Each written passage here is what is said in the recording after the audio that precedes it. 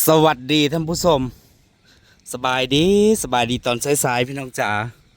มื้อนี้กะบ่ค่อยแดดมืดสลัวสเลียเหมือนฝนจะตกเมื่อคืนนี่ปล่อยสีแห้งกับบ่แห้งเมื่อคืนนี่ฮ้อนเอาลูกหลานไผไว้ยายมานี่ลูกหลานเฮานี่แหละบ่มาอย่างมาเอามักโมเก็บเบิดละแม่นบ่เบิดเรียบร้อยผัวยังเอาบ่ได้แล้วอันเอาไว้หยังซะนะเอาไว้ขายหรือไว้กินนะไว้กินหั่นแหล้วเขาอยากก็มากินเอาไปกินเพื่อฟ้าบ่ได้แล้วเพราะว่าเขายังเอาอีก500นะหมดแล้วนะจ๊ะผู้ใดจองซ่าบ่ได้พี่น้องอันนั้นก็ไว้กินไปอยากกินก็มามีคนอยากจอง500บ่ได้เก็บเบิดแล้วหมักป่ายขายหมดแล้ว อันนี้เพิ่นให้ลูกสาวเพิ่นมาเอาเมื่อให้ลูกให้หลานเพิ่นกินสิเอาเมื่อได้บ่ฮะนี่จ้ะทั้งคนพอใช่ทั้งท่ายมันให้มันนั่งทั้งไปลงไป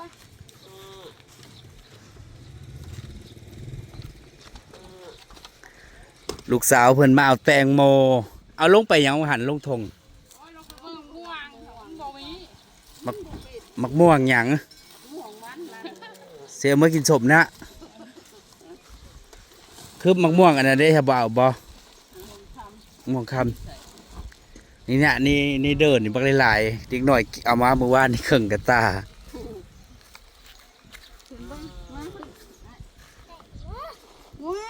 ได้บ่ได้ก็ไปเลยแหละเอานางล้างก็จับเอานางล้างก็นางหนาย่านตกทั้งคนทั้งกระสอบมักโมอยู่ค่อยว่า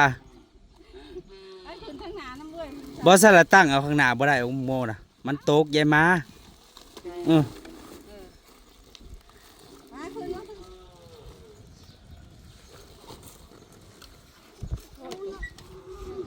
เอามักโมหน่อยช่องหมาเขาว่าเอาเสือมวยช่องหมาเพิ่นนะมันสุกหรือมันเน่าเหรอ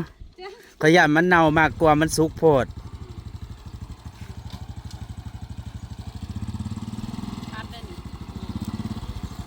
ก็ค่อยๆไปลูกสาวเพิ่นมาเอาแตงโมกับหลานมันเหลือหมักป่ายมันกับเพิ่นกะเอาไว้กินให้ญาติพี่น้องเนาะก็เลยบ่ได้ขายมีคนอยากได้500บ่ได้เก็บหมดแล้วตอนนี้โอ้มันเน่าหรอมันจะแย่มานะหน่วยนะมือว่านนี่ค่อยพานะมันอันแล้วหน่วยขาวนะคู่มันอ่ะอันนี้พันบ่ได้อันนี้ได้นี่เอามือน่ะดิตัวไหนมันสุกนะมันอยากเน่าแล้วนี่หน่วยนี่เน่าเลยเห็นบ่นี่แตงโมกับมิตรหมากป่าเอ็นพี่น้องจ๋าเหลือแค่นี้เอาไปกินเลยแต่ว่ามันสุกสนวยจนมันอยากเน่าแล้วแต่มันสุกคักมันกะอันนั้นแล้วจะทำปิดแต่หงเลยเนาะปิดแต่โดนแล้วพอมันแก่จัดนั่นเด้ที่เขาเจ้าขายนะเขาเจ้าแบบพอมันเริ่มเป็นสีชมพูแล้วเขาเจ้าเก็บโหลดเพราะว่ากลัวสิขายเบิดมันก็สุกไปเนาะคันหมักสุกมันเลยแบบเขาเก็บมาแล้วบกี่มือมันก็สิเน่าคล้ายๆคือมะม่วงนี่แหละส่วนใหญ่เขาขายเนี่ยสิเป็นมะม่วงแบบบ่ค่อยแก่จัดมันสุกมันเหลืองมันก็สิเอาไว้ได้ดนถ้ามันสุกคาต้นหรือว่ามันแก่จัดน่ะพอมันสุกแล้วมันก็สิเน่าโลดตัวนี้มันกาบนาเลยนาบ่หน่วยนี่บ่แม่นอันนั้นบ่เขาว่าหน่วยนี่หน่วยในมือเจ้านี่มันบ่หน่วยใหญ่นี่บ่มันสิอันนั้นล่ะบ่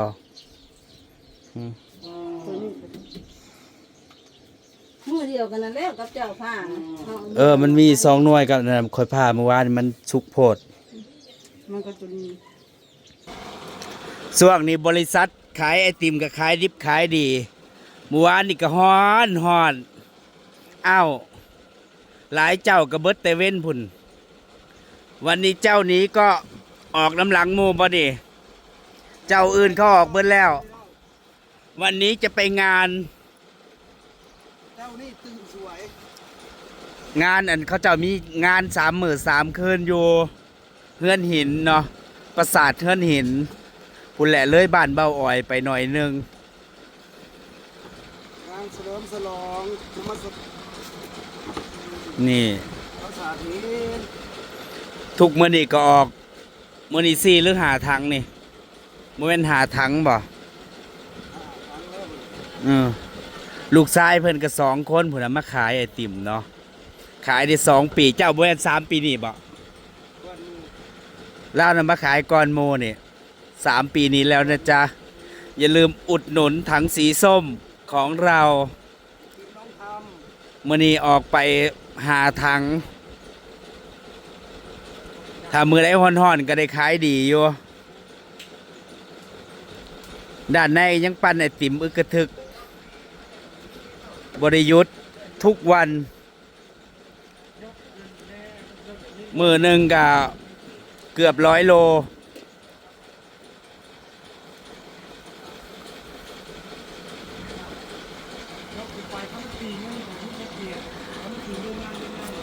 พอค่าน้อยไอติมซิ่ง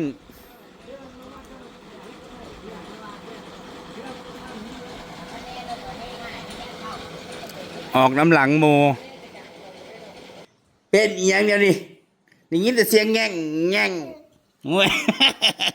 ให้แง่งแง่งบัดเจ็ดได้ยินเสียงค่อยภาวะยิ้มโอ้ยไม่ชาดโอ้ยเมื่อกี้ยังให้แง่งแง่งอยู่เลยบัดได้ยินเสียงค่อยมาพอยแฮ่แฮ่แฮ่แฮ่สิตีนี่อยาเด้อห่วยสิมายิ้มใส่ค่อยสิตีพามือนี่สิใส่งุ้ยบุ้ยไผเว้าน้ำตะกะไห้บ่ หาคนเว้านะ คุยหูเรื่องบ่นี่นะหึ หมูเว้านำแล้วให้ คุยหูเรื่องบ่อุ้ยไห้น้ำตายัง หมูมี ก้านหน่วยอยู่โอ้ยยายรวยไปเตรียมยิบสินแล้ว สิออกงาน สิไปเต้นหนาห้านอีกแล้วบ่ยายรวยสิไปเต้นหนาห้านหมอลำอีกแล้วโอ้ยอยู่พอดีเอาเด้อเออเออ สะสมัย เออ เออ ฮอน นั่นอีหยัง ฮอน สะสะบัด ฮอน เอ้ยเนี่ย จะอย่าให้ได้ เวลากินนมแล้วก็กินน้ำมันก็บ่เศร้าหลังๆมาบ่กี่มื้อนี่ฮ้อนพี่น้อง อีหยัง เมื่อวานนี่ก็ฮ้อน อีหยังหอนบ่หึ ว้ายว้ายงานออกอีกแล้ว ออกอีกแล้ว นี่แหละเขากินนมอิ่มแล้วก็เสอะบ้าฮะไม่สมมือนี่อาบน้ำมือละ2 เทื่อพุ่นน่ะเอ้ยอาบบ่มักคักน้ำนี่กระเดวพุ่นแล้วเห็นน้ำนี่บ่มันฮ้อนอาบน้ำมือละ2 เทื่อรอบบ่ายรอบแรงมึงได้เสือน่ะเปียกเบิดกินแล้วไหลคืน ไหลออกหาออก อยากอยู่น้ำไผ่น้ำพุทธามีบ่ อยู่น้ำไผ่ ถ้าพุทธามีเข้ามา ไอ้ยิ้มยิ้มยิ้มยิ้มยิ้มยิ้มยิ้มยิ้มง่อยหูเรื่องพามือดิสิใส่อยู่น้ำไผ่ก็บ่อยู่บ่ อยากเลาะ บ่เริ่มอยากเลาะแล้ว ให้อยู่ซื่อๆแม่ที่อยากอยู่แต่อยากให้ได้อทีนี้ปลาอยู่ผู้เดียวมักอุ้มเลาะอีนางเลาะ แหนมเบิ่งจุดข้อบิดง่อยคัดกินนมอิ่มแล้วก็ออกแต่ว่าเอาน้ำให้กินบ่กินนะกินน้ำพุ่นบ่กินบ่น้ำนะสิได้เศร้ากินบ่ เอาน้ำให้กินตลอดอยู่ครับไหลออกคือเราบ่กิน กินหลายแล้วมันไหลพวกนี้พี่น้องเสือนี่เวลากินนมเหือนกินจะไปบ่ได้ กินแท้กินว่ากินจนท้องป่องบ่คัดกินบ่อิ่มก็ให้อีก กำลังฟัง ไม่ อยู่เดี๋ยวนี้ สิไปใช้เมื่ออยู่บ้านบ่หึเมื่อบ่อยู่บ้านแนมจุดคอบิดอ่ะสวัสดีเร็วๆฮะเฮ้ยสวัสดีจ้าอ่ะสวัสดีเร็วๆสวัสดีจ้าเอาอหย่างเหรอเอ้อ ป้านางอูป้าคอบิดแรงแงงอยู่ปะ นี่ นางอูเว่ากับพระเถาปะ นี่ ฮึบนางตรงๆนั่งเลยก็อยากลุกแล้วบาดนี้นะ เมื่อยอุ้ม บ่อุ้มกันอยู่ห้อนประเทศก็อุ้มอยู่ เปียกเบิดอุ้ม นั่งอยู่ซื่อแน่นั่งไปนั่งมาแล้วก็อยาก เอ้าฮึบ อยากให้หมู่อุ้มแล้วก็ให้อีกแล้วบาดนี้ งั้นไปหาพระเถาบัดนี้ อุ้ย นี่ ไม่อุ้ยอุ้ยอุ้ยอุ้ยอุ้ยอุ้ยอุ้ยอุ้ยอุ้ยหุนอุ้ยมึงเนี่ยเสือน่ะเปียกบ่แล้วกินหลายบ่ยายรวยหนีป่าอีกแล้วอ๋อ ไปปะอีกนะ หนีป่าอีกแล้วไม่นี่จะ3 เดือนแล้วนะ จะ3 เดือนแล้วนะ อีกสอง เฮ้ย อีก2 มื้อ จะ3 เดือนแล้วนะวันนี้วันที่13ป่ะ13 14วันที่14ก็ครบ3 เดือนแล้วขวบเลยได้พี่น้องจ๋าขวบได้แล้วเมียเตรียมสิคร้านเตรียมสินั่งเนาะบ่สงสัยสินั่งก่อนนั้น5 เดือนอยู่ค่อยว่าบ่ฮะขานี่ก็หยันตึงตั้งรู้จักเล่นน้ำมาได้ซ้ำนี่นะ เดือนหน้าสงกรานต์ เวลาเล่นน้ำก็ต้อมแต้ม เที่ยวหน้าบ้านจากสงกรานต์ บ้าพอดีจะสงกรานต์ก็สิพากันไปเล่นอยู่หน้าบ้านเนาะอยู่เฮือนเจ้าเนาะ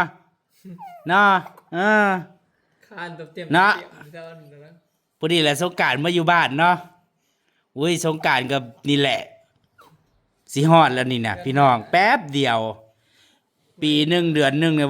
ไวคือจังหวะเนาะสำหรับบ่มี ไว้ขนาดนี้ เดือนหนึ่งแป๊บเดียวเดือนนี่ฮอดสงกรานต์อีกแล้วมีนาเมษาแล้วบัดนี้เดือนนี้ก็มีนาเดือนหน้าก็เมษา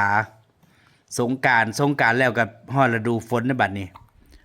ฤดูทำนาอีกแล้วง่ายจู้ เฮ้ย จู้ เพิ่นอยากจามมันเองเหลื่อมตาอาหารมาพี่เหลื่อมตามา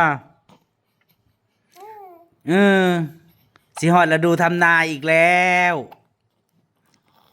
เขาว่าน้ำลายชั่วโมงแล้วเขาเมื่อยแล้วเขาป้ามันนอนเลยให้ให้ชีว่าน้ำ อย่างนี้แต่เสียงแง่งให้เพิ่นบ่อยากอยู่ผู้เดียว บัดเข้ามาเพิ่นมิดชิลี ได้ยินเสียง หมอ เก่ายิง หมอ เลย หมอเฮ้ยหุ่น จื้อคือหยัง เฮ้ยชื่อเสียงได้แล้วว่าผู้ใดเป็นไผเอ้ยได้ยินเสียงบ่มีนี่หันคอแวกโลดชื่อเสียงได้เห็นผู้ใดแต่ละมื้อน่ะชื่อได้เนาะมายิ้มดูยิ้มยิ้ม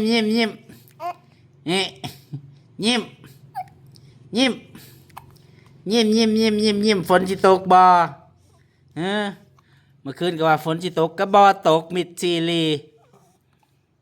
ตกมาหลอกปอกแปกบ่พอ10 เม็ดเนาะอยู่ใส่ฝนตกแน่พี่น้อง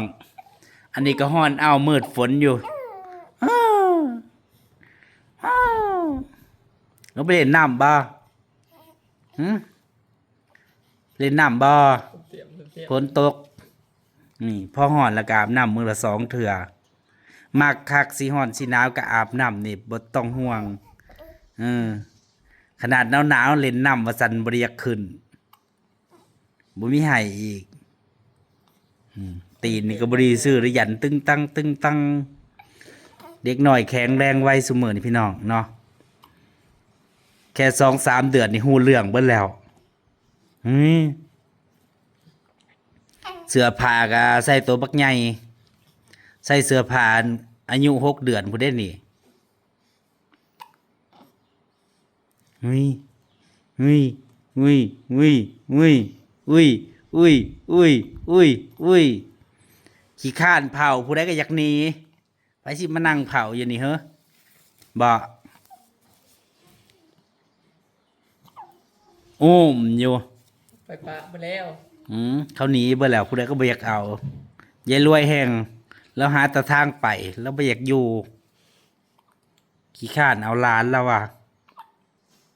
บ่ อหย่าง เขาไปทำมาหากินเบ่แล้วตื่นมาก็แตกโคบๆนี้ยังเหลือแต่เพิ่นผู้เดียวอยู่นี่ล่ะเผากันอยู่นี่ล่ะคุณยายก็เมื่อนอนบ้านตั้งแต่เมื่อวานแล้วพรุ่งนี้ก็วันพระทำบุญตักบาตรจังสิออกมาคุณยายว่าเนาะพรุ่งนี้ก็วันพระพระจันทร์เต็มดวงเพลง15 ค่ำหันมาพี่หันมาพี่ไม่เหลื่อมตาเนี่ยเปิดประตูแล้วพม่านปีเวิมอยู่เหลื่อมตาตา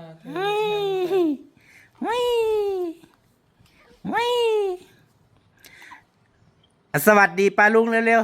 ๆสวัสดีป้าลุงเร็วๆไปแล้วซะขอบคุณทุกกำลังใจไปก็เด้อสบายดีอ่ะยิ้มก่อนยิ้มเร็วๆยิ้มยิ้มไม่ยิ้มอ่ะยิ้มอ่ะยิ้มเร็วๆอย่าหน้าบูดยิ้มอ่ะยิ้มอ่ะยิ้ม